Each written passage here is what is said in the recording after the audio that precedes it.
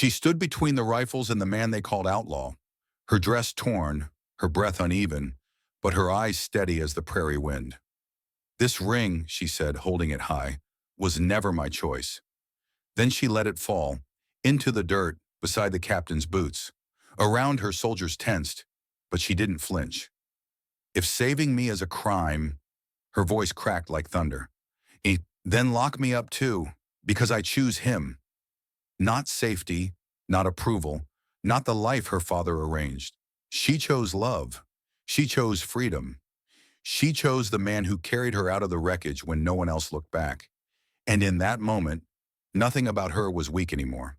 The stagecoach groaned as its wheels jostled over cracked earth, rocking like a coffin on rails. Dust poured in through every crack. Metal shook. Sweat hung in the air, thick with silence and secrets. Eleonora Ellie Vane sat ramrod straight, her gloved hands clenched in her lap. Her white traveling dress, now creased and spotted with prairie dust, did little to mask the tightness in her chest.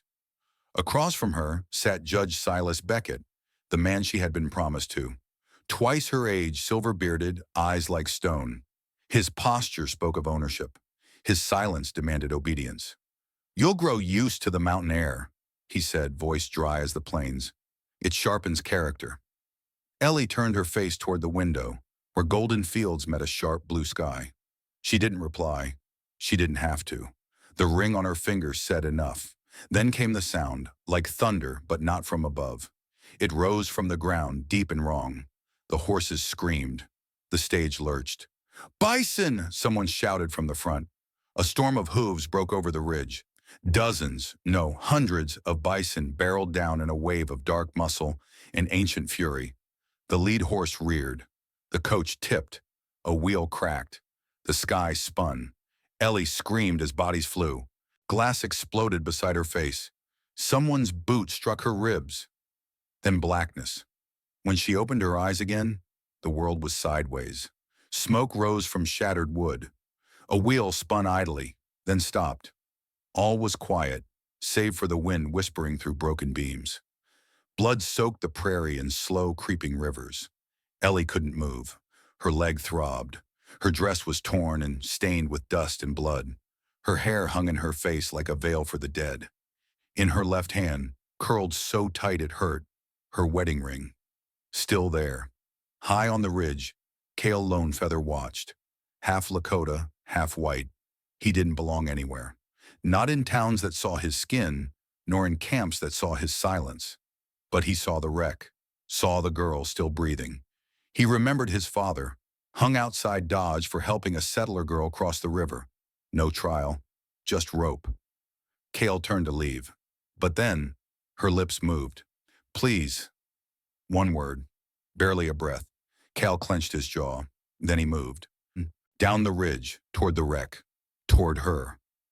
Eleonora Vane woke to the smell of ash and hide. Her head pounded. Her ribs ached.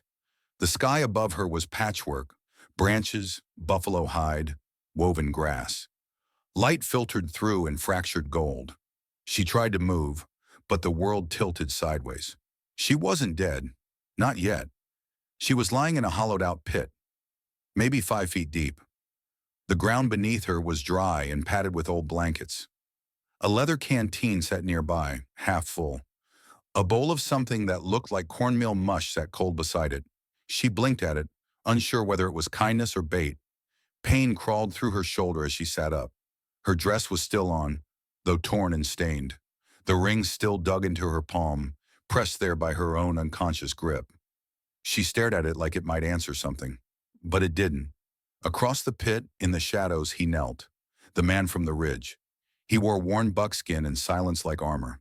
His long dark hair was tied back with a leather cord. His face was unreadable, neither cruel nor soft. His eyes met hers briefly. Then he turned away, sharpening something small and bone-handled in his hands. She watched him, pulse rising. Was she a prisoner? A burden? A witness? That night, sleep did not come peacefully. In fevered flashes, she saw her mother again, face pale, eyes wide, slipping away beneath white bedsheets soaked in red. Ellie, only a girl, reaching out. No one cried. No one said goodbye. She screamed in her sleep. When she woke, shaking and cold, the man was gone. But something new was overhead.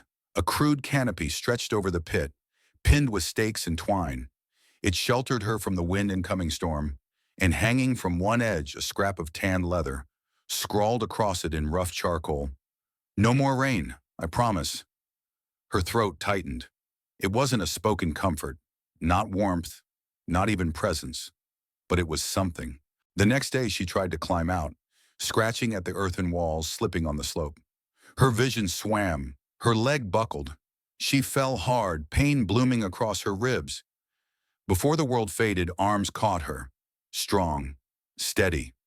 He didn't speak, just carried her back down, gently, and left, again, in silence. By the fourth morning, Ellie could stand. Her legs shook and every step felt like defiance, but she moved slowly, stubbornly. Cal didn't stop her. He only watched from a distance, silent as always, nodding once when she passed the edge of the pit. She followed the scent of smoke and pine until she reached the camp, a simple space carved into the edge of the hills.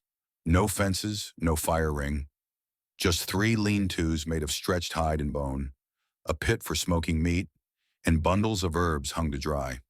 Kyle crouched near the fire pit, methodically laying strips of bison meat across wooden racks.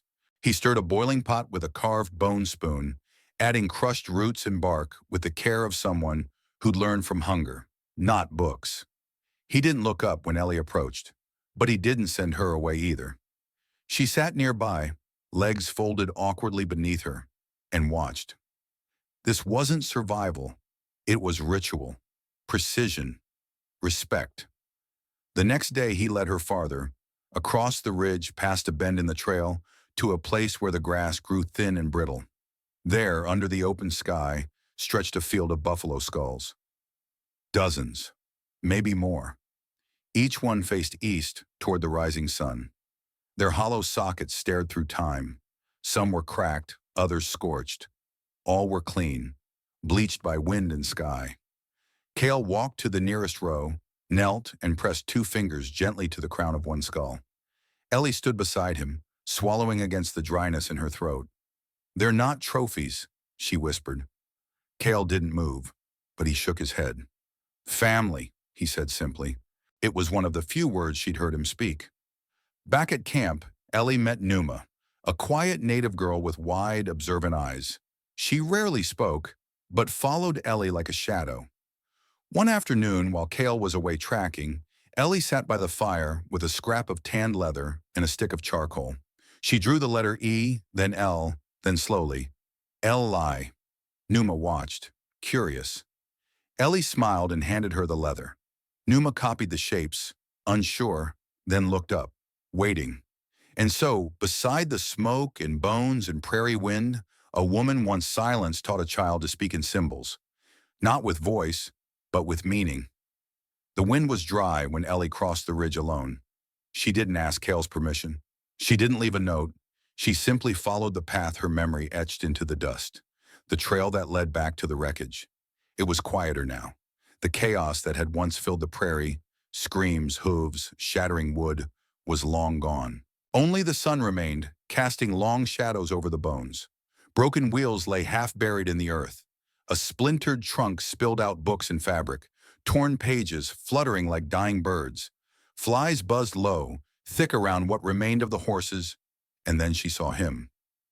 Obadiah Kane, the freedman who had sat beside her in the coach, hands always rubbing at his knees, boot-hiding papers that proved his freedom. He had given her a nod, kind, quiet, like he knew the weight she carried even without words. Now he lay on his back, one arm twisted beneath him, eyes closed as if in sleep. The earth hadn't taken him yet. Ellie dropped to her knees. No tools, no shovel, just hands. She dug. Fingers tore through dry earth, scraping rock, pulling roots. Her nails cracked. Blood filled the creases of her knuckles. Still, she dug. When the hole was deep enough, she returned to him. She didn't have prayers, only silence. So she took the hem of her dress, torn already from days of wind and travel, and ripped a long strip from the bottom. soft, dirt-stained linen. She folded it and placed it gently across his chest. A shroud, a goodbye. She pressed one hand to the dirt before covering him, whispering a name the wind would remember, even if the world would not. Obadiah Kane. By the time she returned to camp, dusk was gathering. Her hands were raw, caked in blood and soil. She stumbled into the light of the low fire. Cal looked up. For a moment he said nothing. Then his gaze dropped to her hands, torn, blistered, trembling. He stood, crossed to her, and in the stillness between them, he said the first words he had spoken since pulling her from the wreck. "Thank you." Just that. 2 words, but they settled into her bones like warmth, like mercy. The wind shifted just after sunset. Cale's eyes narrowed. He tilted his head slightly, nostrils flaring, not just listening, but reading the air like scripture. Ellie sensed it too, the weight of something wrong, the kind of silence that came before a hunt. Then came the voices, low, sharp, drunk. "Cut 3 hides clean last week. Left the meat for the buzzards." Another voice, meaner, louder. "Caught a blonde girl limping near the ridge. Might have been the one from the wreck." Ellie's blood went cold. "She screamed pretty. Got a good price for the boots." Laughter erupted. Then one muttered, not bothering to lower his voice, "Still some redskins hiding out in these hills. Might bag one of those next." Cale didn't blink, but Ellie saw the tension lock in his jaw. She turned to him, whispering fast and raw, "If they see you, they'll kill you." He looked at her. No panic. Just the same stillness she had come to recognize. Not weakness, but calculation. Then he nodded. They moved fast. Not like fugitives, like ghosts. Cale led her by the reins of his horse, guiding them along a narrow trail no white settler would know. They didn't speak, not even when a coyote howled in the distance or when the mare stumbled over stone. After nearly 2 hours of silent riding, they reached it, a rock face near the base of a bluff, cracked wide just enough to admit a body sideways. Hidden by thorn brush and shadow, it wasn't a cave you'd find unless you were born knowing it. Cal stepped aside, gesturing for Ellie to enter first. Inside, it was cool, dry, and hushed, like stepping into someone's memories. Cale lit a smokeless ember from moss and flint, just enough to chase the dark. Then she saw them, paintings, ancient, fading but vivid in meaning, bison charging across the stone, women kneeling in prayer, spirals of flame rising like breath. Ellie ran her fingers lightly over the edge of one. "She used to come here," Cale said softly, his voice the sound of reverence. "My mother, when she needed to dream." Ellie turned. The way he looked at the wall, it was like looking at her through time. She knelt beside him, gaze sweeping across the rock. "She dreamed of more?" He nodded. "She dreamed of a place where we weren't hunted, where we didn't have to disappear to stay alive." Ellie's voice cracked. "Do you still dream, Cale?" He looked at her, the firelight flickering in his dark eyes. "Only when I forget to be afraid." And for a moment, so did she. The fire had burned low, nothing but a glowing knot of coals between them. Ellie sat wrapped in Cale's old buffalo hide, the cave air cool against her face. She watched him silently as he pulled something from the folds of his coat. A small object wrapped in softened leather. He placed it gently in her palm. She unwrapped it slowly.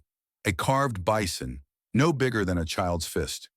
Weathered smooth from time and touch, but still proud.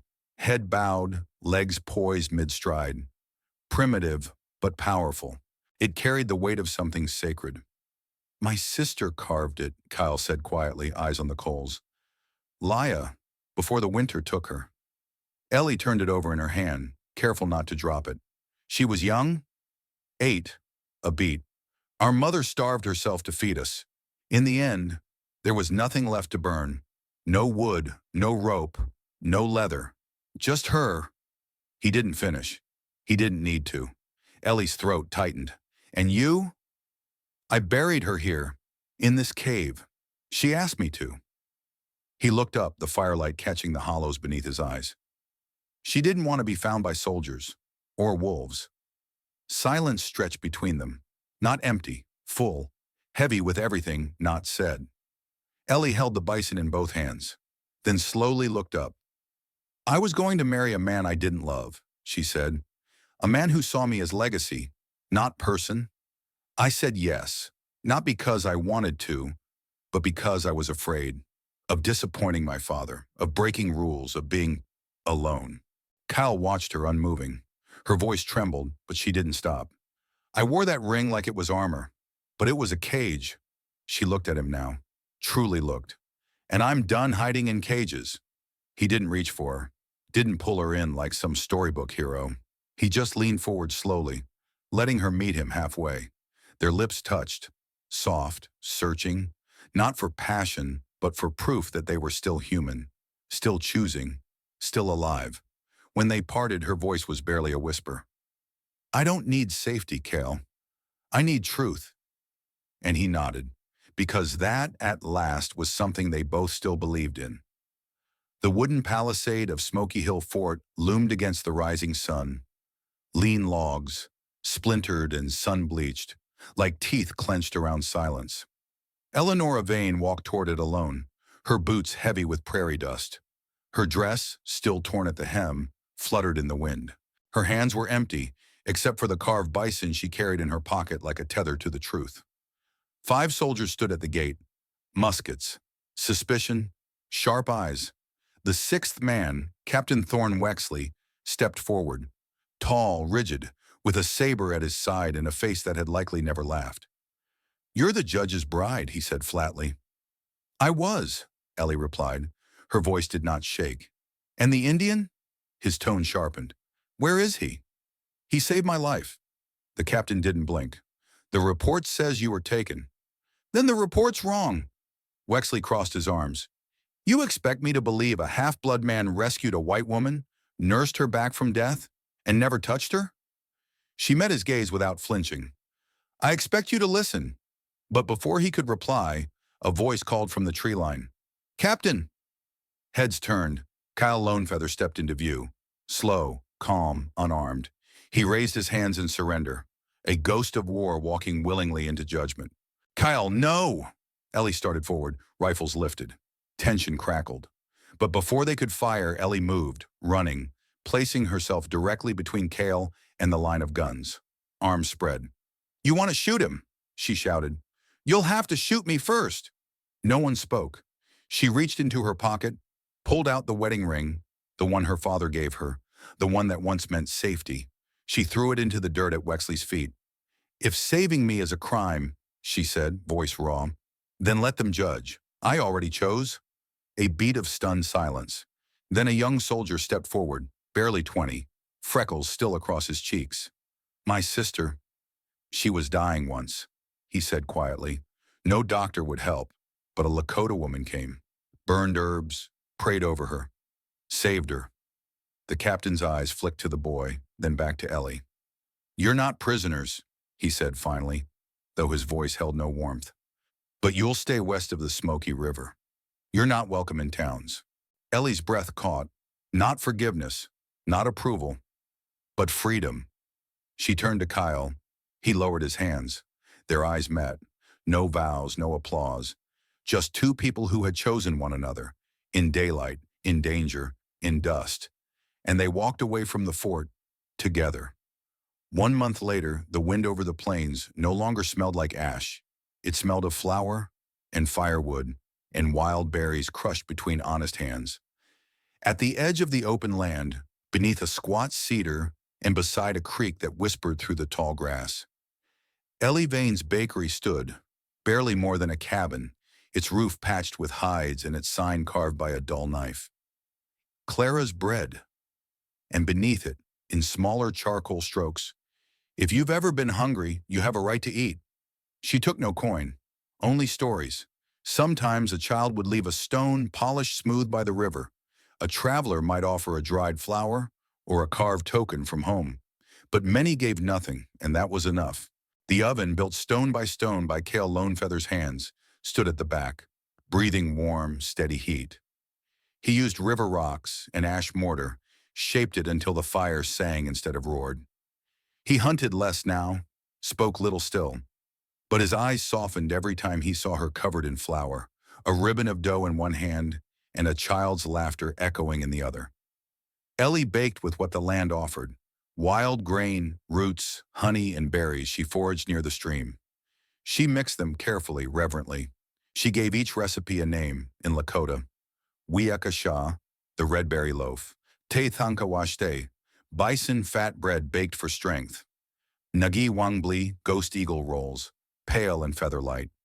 She called them stories you can taste, and when someone asked what they meant, she'd smile softly. It means this bread remembers. In the evenings, Ellie and Kale sat outside, watching the stars rise like embers scattered across the sky. No words passed between them, none needed. Their silence no longer carried fear or pain, only peace. And when the coyotes howled in the distance, when the wind brushed over the plains like a forgotten prayer, Kale would lean back and murmur, "They're near." "The herds?" she'd ask. He'd nod, lips curling ever so slightly. They never left. They were just waiting. Ellie would close her eyes then, feeling the hum of fire behind her, the strength of earth beneath her, and the man beside her. And for the first time in her life, she knew she belonged. It began with a hum beneath the soles of her boots. Ellie stood outside the bakery, sleeves rolled to her elbows, a smear of honey on her cheek and flour on her apron. The wind was warm that morning, not harsh like before, gentler, almost sweet. She paused, sensing something. A low vibration, faint at first, like a forgotten memory waking in the bones. Then came the sound. Thunder, but not from the sky. It rose from the ground. She stepped out toward the field, shielding her eyes. Dust swirled in the distance, lifting in golden waves. And then she saw them. Bison, hundreds of them, emerging from the horizon like a living tide. Massive, steady, ancient. Hooves pounding in rhythm with the heart of the land itself. Their coats shimmered with dust and sunlight, their shadows long and graceful over the golden grass. Ellie didn't move, didn't breathe. Behind her, she felt his presence before she heard him. Kyle. He stood silently beside her, arms crossed, face lit by the rising sun and the storm of life before them. "They're coming back," she whispered. He nodded, eyes never leaving the herd. "They were always coming back," he said softly. "We just stopped looking." A long pause hung between them, filled with hoof beats and wind. Ellie's voice trembled. "It's not over, is it?" Cal shook his head, a quiet smile at the edge of his mouth. "No," he said, "but it's beginning." They stood together, two survivors who had once been scattered like broken wood on a prairie trail. Now rooted, steady, and as the herd thundered past them, kicking up red dust that swirled like fire but didn't burn, Ellie let the tears fall freely down her flower-streaked cheeks. Because in that moment, she knew the land had forgiven them. And maybe they had begun to forgive themselves. Years passed. The bakery's roof aged beneath storms. The oven cooled. The creek changed course. But the stories remained. Numa, now a woman grown, returned each spring to repaint the faded sign, Clara's bread. She served the loaves to children who had no last names, no homes, but found something steady between flour and fire. And deep in the back room, wrapped in buffalo hide and stitched with care, lay a journal, pages yellowed but ink still clear. It was Ellie's. Inside, she had written her story, not as a confession, but as a gift. For orphans, for outcasts, for anyone who had ever felt unchosen. On the final page, in handwriting steady but softened by age, she left a message. "If you found this, then you were meant to. Love doesn't always ride in on a white horse. Sometimes it walks beside you in silence, lifts your hands when they shake, and hands you bread, not answers. When the world forgets who you are, remember this. Family is not made by blood. It's made by who stays." Signed beneath it, Eleanor Vane, 1883. They say the body forgets pain, but the soul does not. And Ellie, she believed that bread remembers. Every loaf she shaped carried a name, a language, a scar.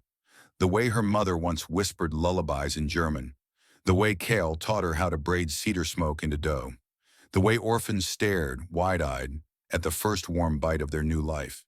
Each morning she broke the first loaf and set it by the windowsill, for the hungry child who might return, or the ghost who never left. And when the world forgets who you were, let the warmth remind you. Long after the words fade, the taste lingers. Long after the people go, the bread remains. Like memory, like love, like a promise not yet broken. Sometimes love doesn't arrive with fireworks or vows. Sometimes it shows up in silence, in a bowl of warm bread, in the way someone builds you a roof when the rain won't stop. Eleanor and Kyle's story isn't just about survival. It's about love over fear. And maybe that lesson is more important now than ever. In today's world, we often measure worth by loud voices, fast decisions, and perfect appearances. But stories like this remind us that strength can live in quiet places, between the cracks of broken paths and the firelight of second chances.